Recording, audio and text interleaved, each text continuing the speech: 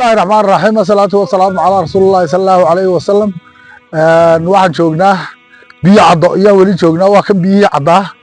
dhulka laga cabo weeyaan muhiimka ah dadku ay hadiyo jeer xoolahooga iyo iyaguba ka cabaan waa biyaha cad biyihina saasay nadiif u yihiin saasa loogu magac daro biyo cad loo yiri markaanu soconaa ciidankii baa naga tagay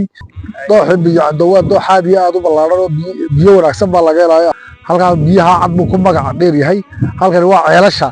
laga qodan jiray dadku ka cabi jiray dadka goray cawliga ilaa eeriyada ka yimaada dhulka ay ka cabi jiray weey waa doox qadiim ah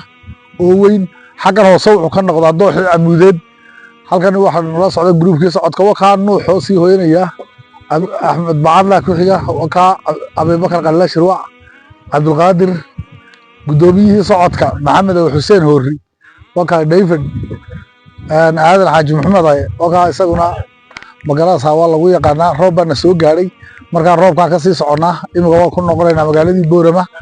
marka insha Allah isku soo noqon dambe maalinta dambe waxaan gaari doonaa hadii Allah ilaahay awrdil waan caraabaynaa hadda kadib waan caraabaynaa